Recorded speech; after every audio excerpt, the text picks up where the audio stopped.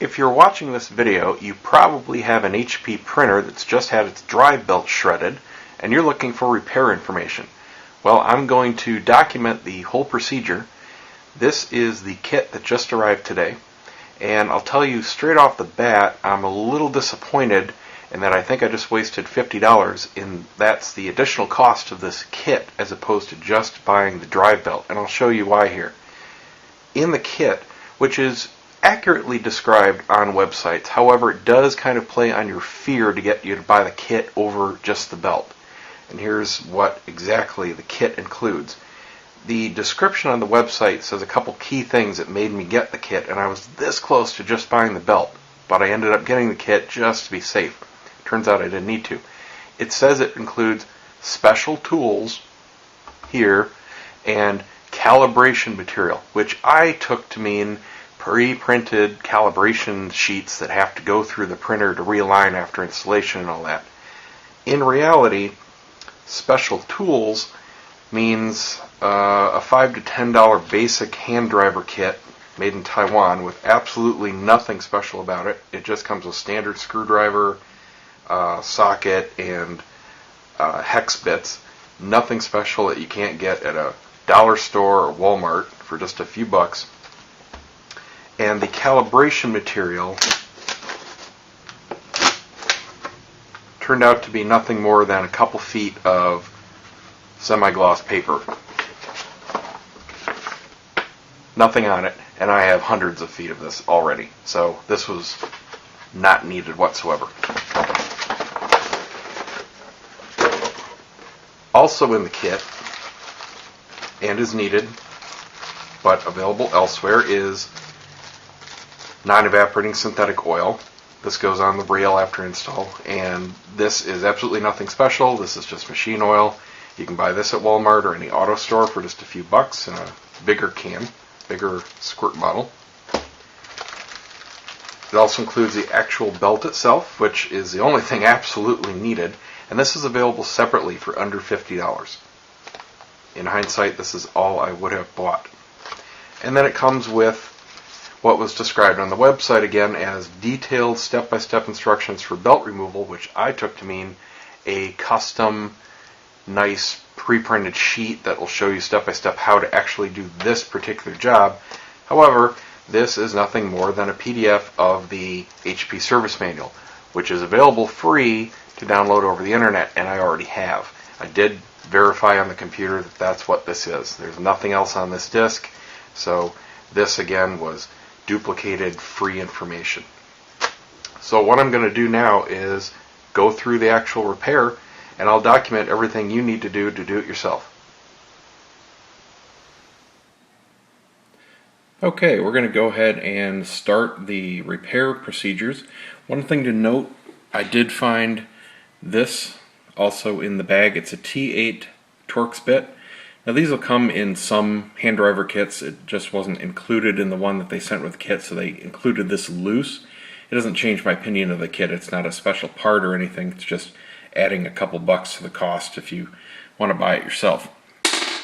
Now I have opened the service manual. This is what came on the CD and what also I had downloaded for free.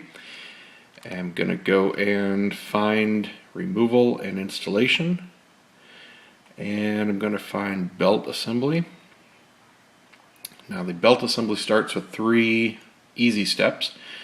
Step 1 is remove the carriage assembly, 2 is slide the belt off the attachment, and 3 is remove the pulley to release the belt assembly. Now these are easy. The hard part is step 1, removing the carriage assembly. This is quite involved, and this is going to involve tearing apart most of the printer. This is 11 major steps. The first one is remove the front cover. Refer to 812.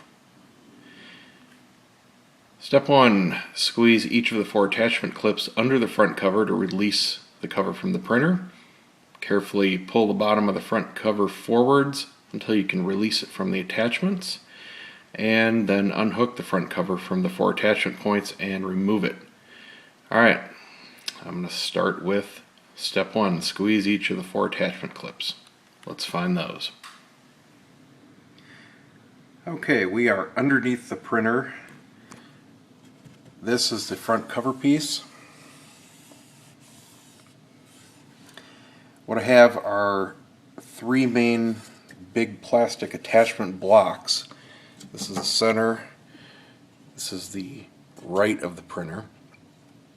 Now, these are the attachment clips they're talking about. There's one up underneath each one of these plastic blocks, and then I actually have two just hanging out here, not attached to anything. So the instructions are wrong for the 24-inch model. In my case, I actually have three I need to undo. The three that are inside these plastic blocks. And you just push up on the tab bit, and the cover simply pulls forward off. And these other two sitting here don't do a darn thing. Okay, the next step is removing the right cover, and that starts with opening the door, removing the ink. I'm going to go ahead and put those in Ziploc bags for short-term storage. Then we have a series of T15 screws, those are Torx bit, that need to be removed. And then we have a couple clips, and the assembly should slide off. Let's go ahead and do that. Alright, so we got our door. I'm going to pop out all the ink here, put it into short-term storage, and we'll get started on those screws. Okay, this is the rear right of the printer, and we're going to remove the screw in this hole here. There's another smaller one up above. The driver doesn't fit into it. The middle one here, there's another hole here. The middle one is what we're going to remove. So I'm going to go ahead and do that.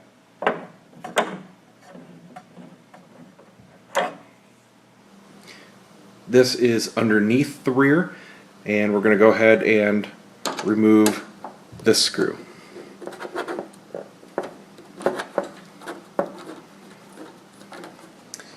Next is the little screw inside the tray insert here.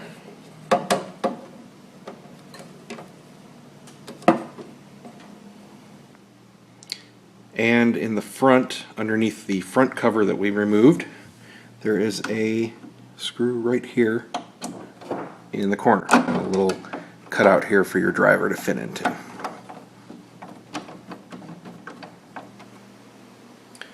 And underneath the hinge here, we have a screw.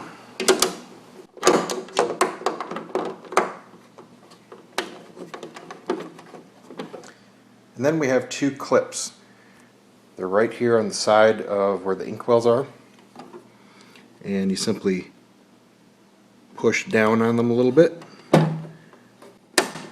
and it will separate the whole assembly. Okay, that's loose. Now we just have to slide the whole thing off.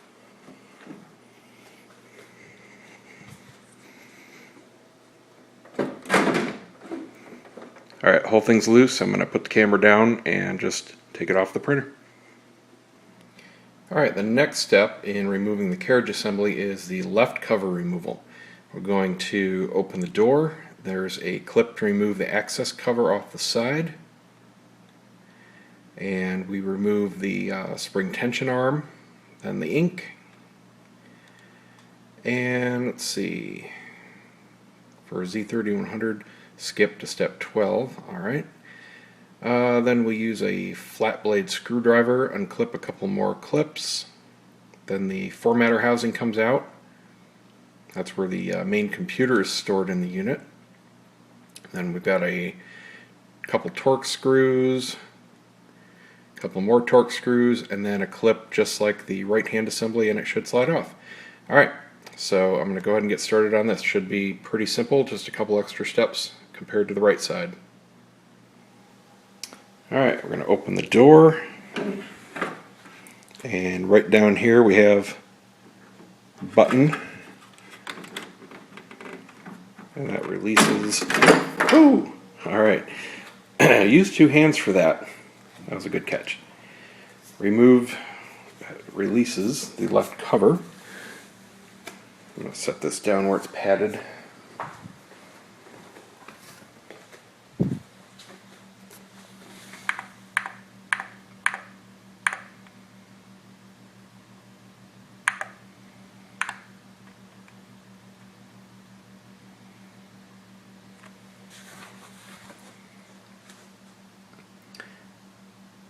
Okay, then we have to remove this spring, and we simply carefully take it off the mounts.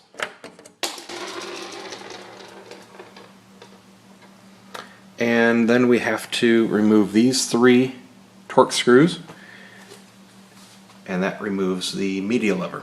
Okay, the screws are off, so now we just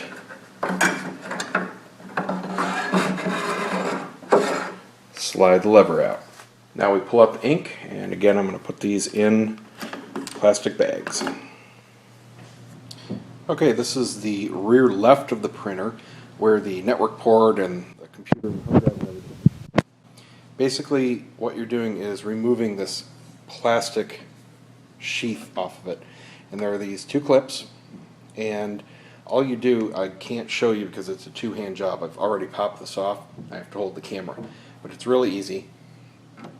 You just pry this clip out a little bit, just about that far, and at the same time lift up on this tab that holds the Ethernet cable. Just get one side started, do the other, and it just pops right off. Voila. And then going back to the T15 Torx bit, we have 1 screw up here to remove. And now right underneath where we were, another screw in the bottom corner. And then at the rear, we have another series of holes. We want the middle one. 1 more Torx in there. And then swinging back around to the front, underneath the front cover we removed, another Torx with a little cutout for your driver right in here. And 1 last Torx underneath the ink cover. Then lastly, the same types of push clips that will separate the housings.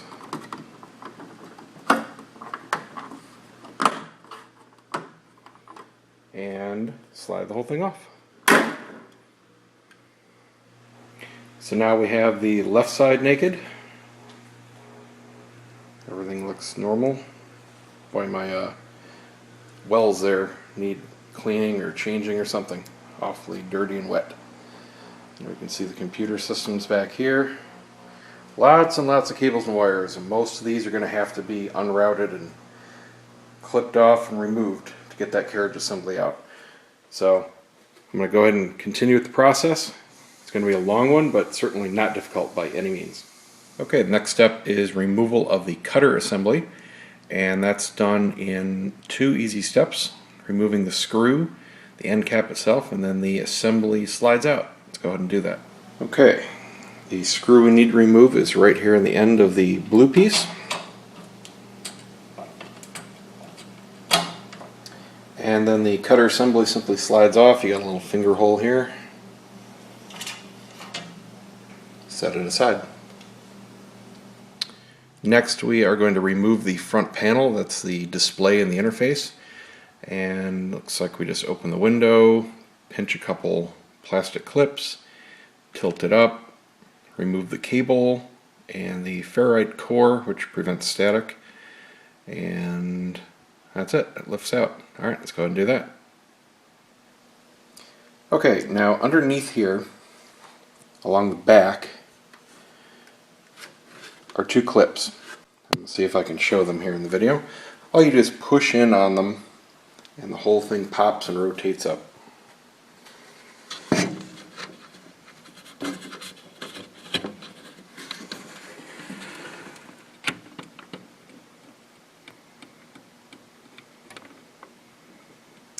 Then we have to simply pop this old parallel cable out. A little tough with one hand, but it just wiggles out. Don't fall.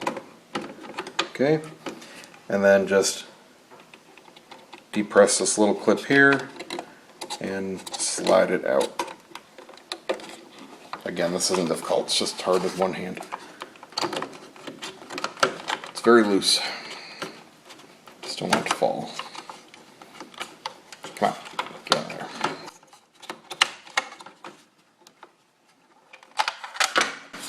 And set that aside.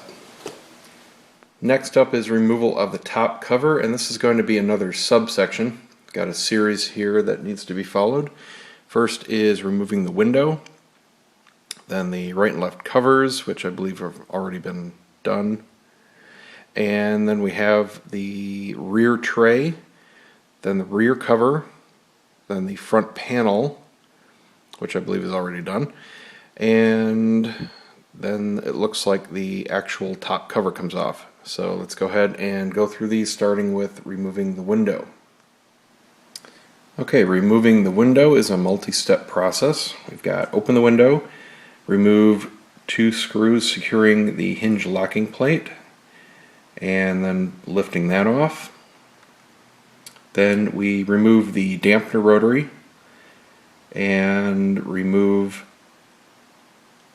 more screws for the remaining plates. Those come out, and the other side, and then the window lifts out. Alright, let's go ahead and do that. Okay, and it looks like I just figured out why there are some anomalies in this service manual. It's written using the 44-inch, and the 24-inch obviously has different dimensions and callouts.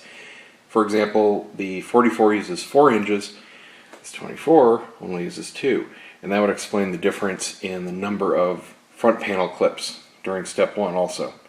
It's interesting that I didn't see that note anywhere in there or any callouts to differences between the models in the service manual. And this is what was included with the 24-inch belt. This is the actual file that comes in the kit. I'll have to check my downloaded one to see if that's actually the 24. Maybe I should be following that one. But as long as these differences are the only things, not a big deal. So the first step here is remove screws here holding the little covers on around the hinges. And then this little piece just lifts off. And underneath it we have this little dampener. Okay, here's the trick to getting this little dampener out. Because it's kind of wedged into the gear here, you can't just pull it straight up because it's cut into the teeth. So take your cover, rotate it forward a little bit, and just lift up as you rotate the cover back. Comes right out. It's just a solid piece of plastic. Now we go and do the remaining one, and we'll lift the cover off. Okay, to take the cover off, all we have to do is grip it by the corners and slide it to the right. That kind of clears the hinges. And then slide it forward and the whole thing should come off. I'm going to try to do it with one hand here, but it might take 2.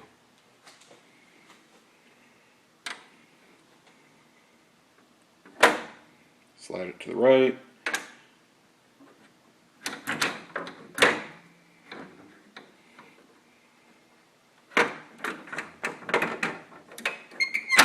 There we go, it's one side. Okay, very easy to do, just not with one hand. Anyway, you can see that it's just a little pin. So you just clear the slot and it lifts right out. Set that aside.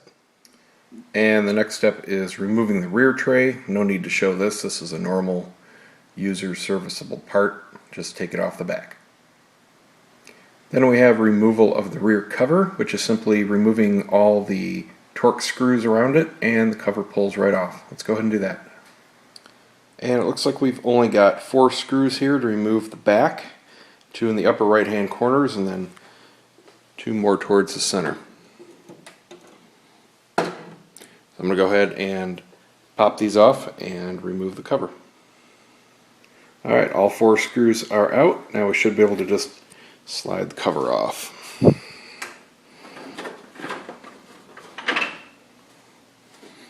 And set that aside. And flipping back around to the front, we have the 4 torque screws in the corners of the cover that has to come off. Now on each side there's a couple screws that look like this. Once you take these out, these light gray plastic clips need to be pried out a little bit. They're going to want to lift up with the rest of the cover. And all you have to do is clear this center plastic part. So you just lift this out a little bit and up.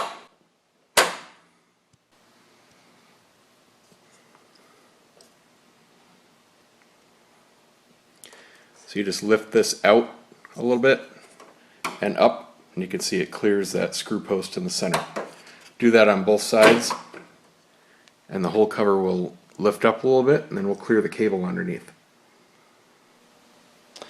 Now we have the cover propped up, and you can see the front control panel cable just has a couple routing clips. Just slide it out from the clips and set the panel aside. Next is the removal of the window position sensor. Luckily, most of these steps are already done. Right cover, left cover, front panel, top cover are already out. So we're on to disconnect the window position sensor and remove one T15 Torx screw and then remove it from the printer. Alright, let's go ahead and do it. Okay, up in the upper right hand corner we have the window position sensor, and you simply wiggle the wire out of the connector, and then using your T8 Torx bit, remove the one tiny screw holding it to the unit, and then pull it out and set it aside.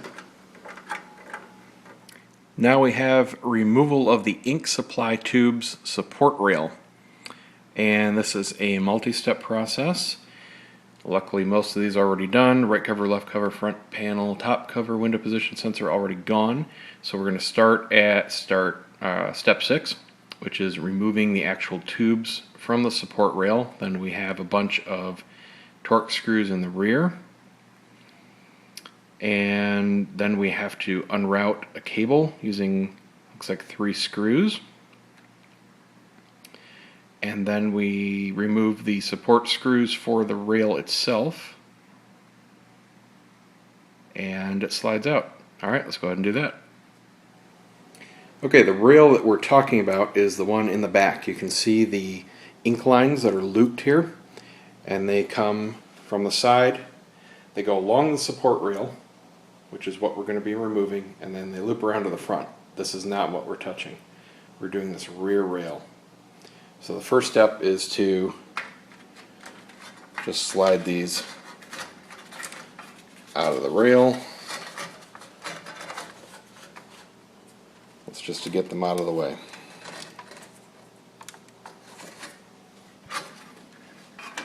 Okay. Then flipping around to the back, we have these on the 24-inch model, 4 brackets. We're going to go ahead and remove these. Next we have to remove these 2 little, I'll call them grounding straps, from the sides here, just like we did the brackets. And the last grounding strap, which is on the end. Then we have 4 more screws to detach, and they're simply holding the assembly to the frame. It's 2 on each side. Go ahead and take those out. Next is simply sliding it out of the printer frame. There is a little alignment nub down here. You simply slide the whole thing to the printer left. If you're working from the back, it's the right. Just slide it out a little bit until that clears. The whole thing drops down, and you simply slide it to clear the frame out of the printer. This takes 2 hands, so I'm going to put the camera down, but it just slides right out the left side of the printer. Now we're almost done with carriage assembly removal. We're on to the encoder strip with spring and attach nut removal. This is a longer process, not hard though. Let's see, the first couple steps are done, so we're on to removing the T15 screw, securing the strip to the printer, then gripping the strip, unlatching the end, undoing a T10 torque screw so we can move the carriage assembly, then pushing the carriage assembly out of the way and undoing the other end, then finally removing the encoder strip. Alright, let's get to it. Alright, the first step is to remove the left retaining screw of the encoder strip. The encoder strip is this plastic band that runs along the length of the printer, and it's got some tick marks on it. I'm assuming the carriage actually reads the tick marks to know where it is or something like that. Anyway, the screw we need to remove is the little tiny guy right here. And once that's out, we're going to bend the strip that it's retaining. Alright, the screw's out, and now we have to pull the strip to the left, and that's going to take tension off the little nubs that it's stuck on, and we're just going to bend it and give it some flex. I need to do it with two hands, so I'm going to put the camera down. This is the back right of the printer, and back here underneath this cable there's a little label, Torx 10 only, counterclockwise to uncap. Inside there's a little plastic screw or bushing, and that's what we need to turn. Unfortunately, if you're able to see inside it all, there's a black plastic collar. It's kind of an assembly, and that's around it, and it's beveled, and it's so small that the driver isn't allowing the Torx bit to go in and make contact. So I'm going to have to figure something out to get this Torx bit down in there. It's a very deep shaft. You can see kind of how deep it is in there. And it's those black plastic pieces, you can see the seam right there, that are preventing the Torx driver from getting in to actually turn the screw. So I'm going to figure something out here. This is the tool that's actually needed for the job. This is a dedicated Torx driver. It's a solid shaft with the tip at the end, so there's no increase in diameter along the tool so you can get into the right spots.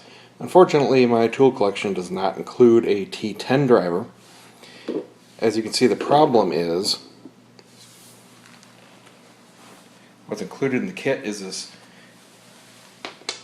Torx bit driver.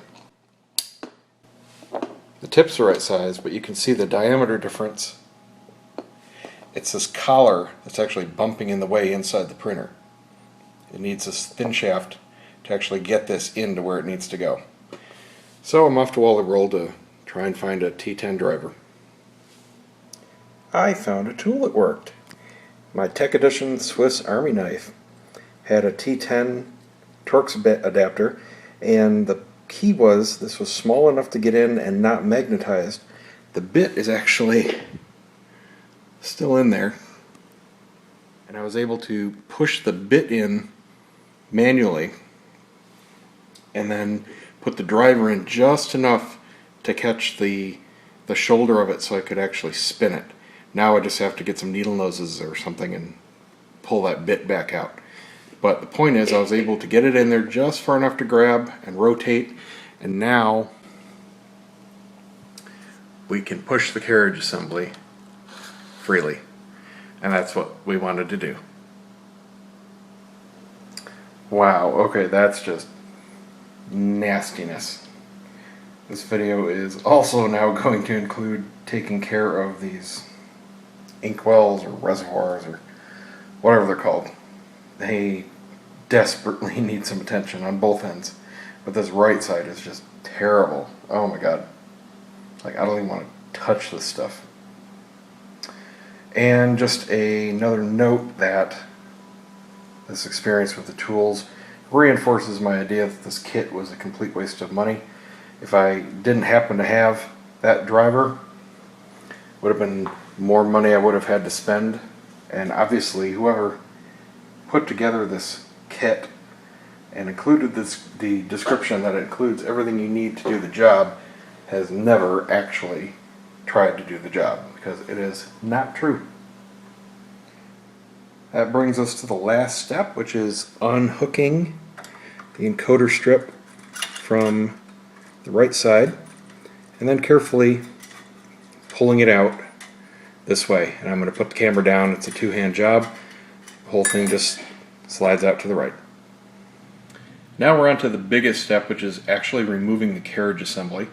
It starts out with removing the trailing cables. There's a clip in the center that has to be removed. And then we detach the cables from the computer board, and they come off some double-sided tape. We have a couple clips on the side that come off, and the cable then actually comes off the printer. We have to remove the print heads, and then remove the ink supply tubes from the carriage assembly. And then we remove the belt tensioner screw and take off the media lever attachment plate.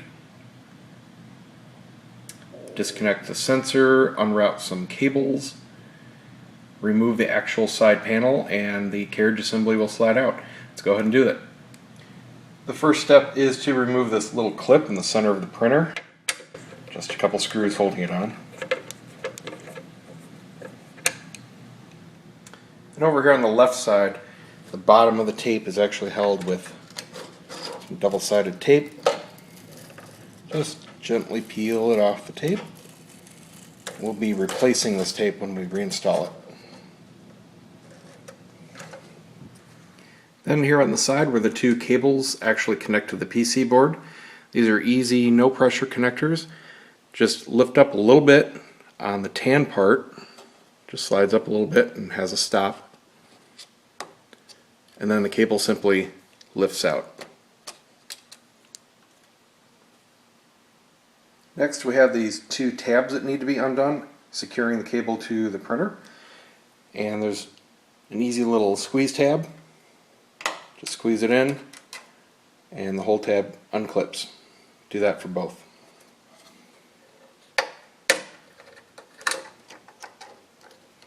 Now the cable's free, and we can gently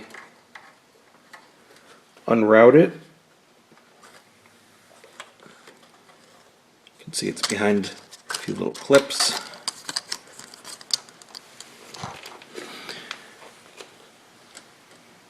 And it goes through a little slot. Just gently feed that through.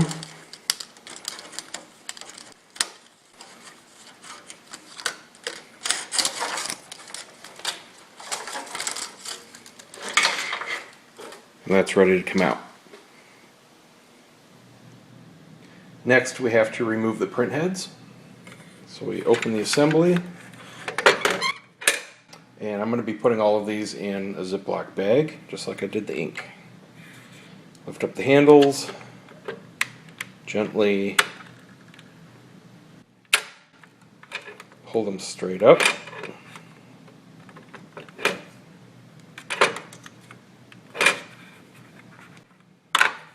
There we go. Ooh, man, I got a lot of schmutz on that one.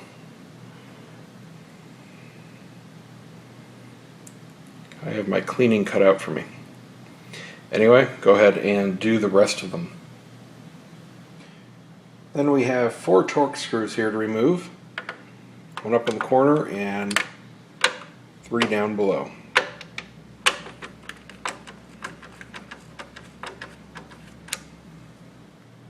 Now we can lift off the ink supply tubes. Move this handle out of the way.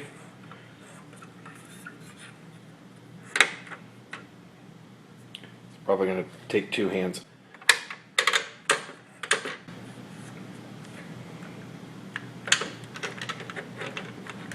And these come straight up.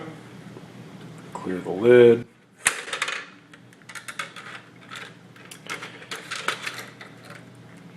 And I'm just going to kind of lay this back out of the way because the carriage assembly is going to slide out to the left. So just lay this out of the way. Next we close and lock the lid. And over here on the end,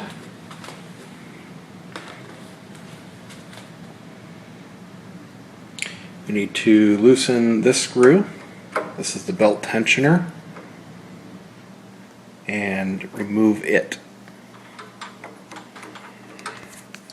And what that is going to do is actually release the belt tensioner.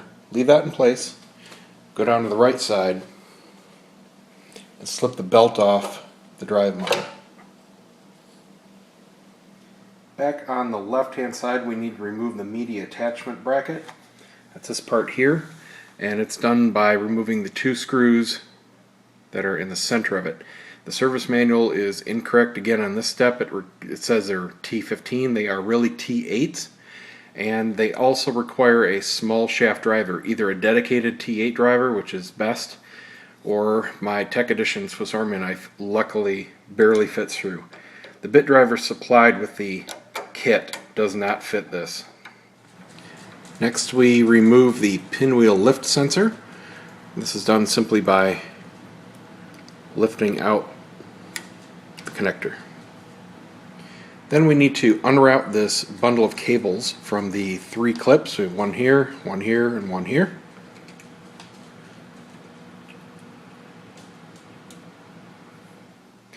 Now we're ready to actually unscrew the side panel. There are 7 screws to remove. The service manual incorrectly calls them T15s. They are actually T20s. And they are this one here that's connected to the rail bar, the 2 along the bottom, and then the 4 that go up along the side. And with those screws removed, now we can slide the end connector carefully off the printer. Now we're ready to slide the carriage assembly off. And you have to be careful of the belt, which I just have, or not the belt, the ribbon cables, which are dangling off the side here. And this is going to come off with the belt assembly, which is just laying loose in here. So this is obviously going to be a 2-hand job, but you just slide this right off the rail and pick up the belt assembly and the ribbon cables as you slide it off. Now, as far as cleaning, this is actually going to be a lot easier than I thought it was going to be at first glance. Basically, there's a few different areas here that need to be wiped up and such. I thought I'd have more to do, but I really don't. This left area where you see the foam pads that collect the ink, this is called the spittoon, and basically you have this gray plastic piece. You just pinch the side in, and with a little bit of resistance it comes up, and it holds the immediate cotton pads on the top that collect ink from the print heads. Then inside you have very large foam pads that will actually collect ink over time. And as you can see, it's almost completely empty, so no need to change that. So we'll just put that back together, snap it down, and I'll just wipe off any little bits of surface dust. I have bits of the old belt hanging around. I'll get all that cleaned out. Lots of bits of it in here. There was a ton of belt residue in here, but I had blown it away with air, not knowing what it was, and I actually spread it all around the printer. So I got to get all that out. You can see bits of it all throughout the printer. It's just pretty much probably 10% of the belt turned to dust and bits and flew everywhere. Now over on the right, we've got 2 areas that need attention. One is the drive motor. Obviously it took the brunt of the belt shredding, and the actual teeth on the motor need to be cleaned out. I'm going to get in there with a little tool, get the teeth nice and clean, then wipe everything off. And then the pads on the right hand side, this is called the service station, and pretty much they're the same thing as the left hand side. They don't need to be touched. You can pop the covers off, and it's the same kind of deal inside. But all I have to do here is wipe off all the surface contamination. There's a lot of built up ink, especially on the right hand side in this black. And I'm going to get in there with cotton swabs and just clean everything up off the surface and make sure that's nice and clean before I go ahead with the reinstall. Now when I do the reinstall, it's pretty much exactly the same in reverse. And there's just a couple little intermediate steps that I see that I'll touch on and I'll show in the reassembly video. that's what she looks like now in her almost naked state.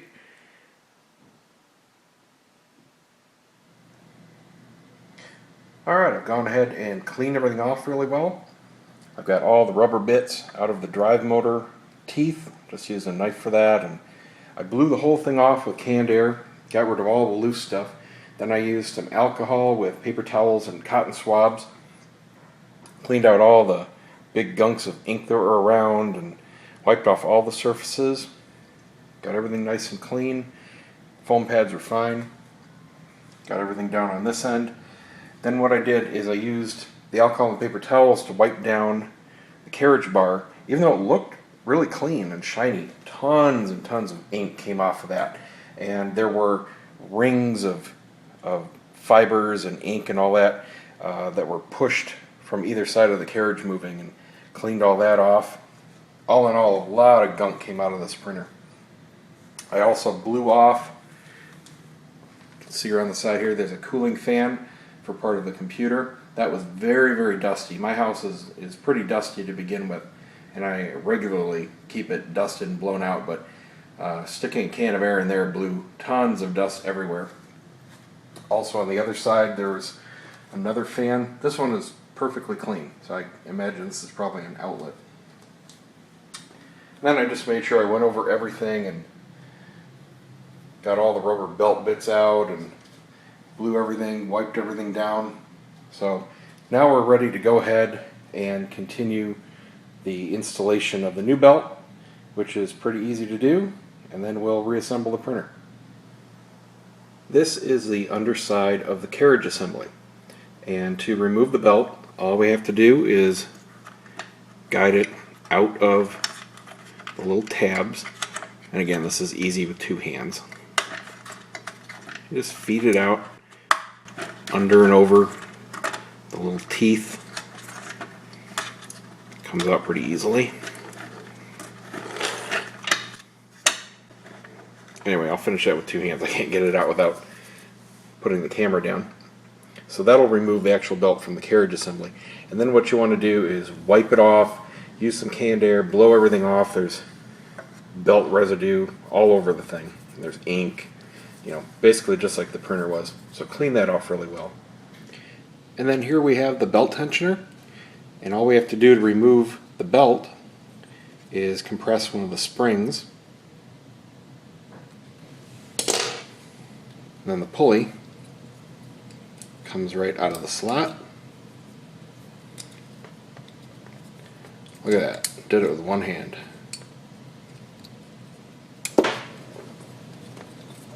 And the belt is free. Then you can go ahead and put the new belt in. Start reassembly. The areas you specifically need to clean up on the carriage assembly are the ends here where the shaft goes through. There's little pieces of felt that you want to wipe off. I just used paper towel, and they just had a bunch of ink and stuff sitting on them. And then inside here where there are the contacts for the print heads, clean off all the ink and the splotches and everything, especially off the contacts themselves. You don't have to get them spotless, just make sure there's no big gobs or anything on there. And then I just sprayed down the rest of it with canned air and wiped it down and got it nice and clean. When you put on the new belt, take note of the location of where it actually connects to the carriage assembly. You'll see that the underside of the belt has two different surfaces. One is toothed, and this is for gripping both the carriage assembly and the drive wheel on the motor, and the other is ribbed, and this is for going around the pulley on the tensioner assembly. When you slip it into the carriage assembly, it attaches right at the end of the tooth section. So when you put it in, it goes in the carriage assembly here. This is where the end of this section will go. Right in there. To prep the clean printer, what we need to do is now lubricate the carriage rail, because we have cleaned this off and it's been removed of the film of lubricating oil that was on there from the factory. And all we use is non-evaporating synthetic oil, just regular stuff you find at Walmart or an auto store. And a little bit goes a long way with this. All we're going to be doing is applying a very, very thin film onto the rail just to basically wet the metal. Shouldn't have any drips, shouldn't have any kind of runs. We just want as thin a film as possible. So all we're going to do is put a few drops here. This is just cotton. And if you do end up putting too much on the rails, it's not a big deal. Just take some clean cotton and wipe it back down. It'll take off just enough. Now all we're going to do is run it along the rails to evenly distribute it all the way down.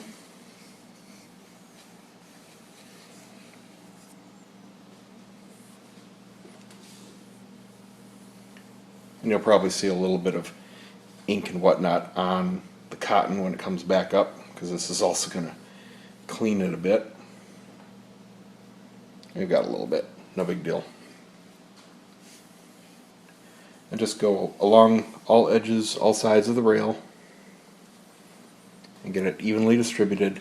You can feel it with your finger, it should be slippery. Actually, I'm going to apply a little bit more oil.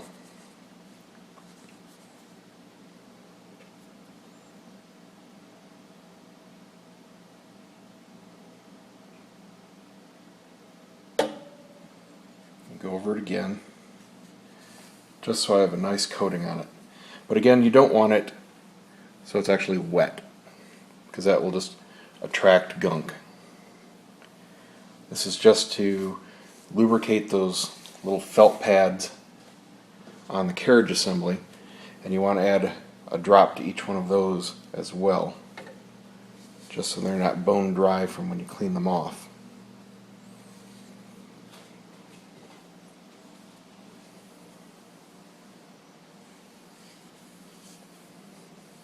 Make sure to get the underside of it. Watch around the ink. It'll tend to pick stuff up here, so kind of hit this section last. See? Alright. Rail's done. On to assembly. When you route the new belt back onto the tensioner assembly, make sure that these slots are facing up as it would be installed in the printer. The mount screw is off center from the two mount shafts, and it only fits on back to the printer one way. So if you have it reversed, there's no danger of it going on in the wrong position, but you'll have to take it off and flip this around. Now at the point of putting the ribbon cable back through the printer, we have to replace that double-sided tape that just held it down to the frame here. So just grab a strip of your favorite double-sided tape, make it as thin as possible, and make sure you've cleaned off this section if you hadn't already done so, to make sure there's no oil or residue.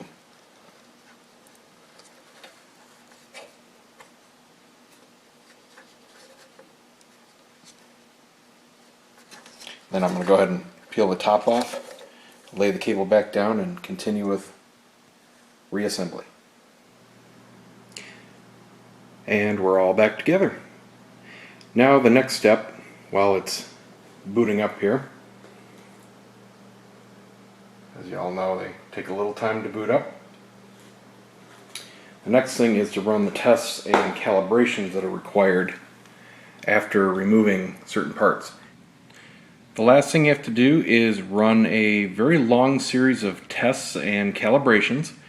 For this particular repair, what you have to follow is the carriage assembly sequence, and that starts with the carriage assembly test, which is very long. And then you do the scan axis test, then the line sensor calibration, then the sensors test, and finally the cutter test. The whole thing takes roughly an hour, and it's literally just standing there pressing a button and watching the display. There's really nothing else to show. That's it. Good luck.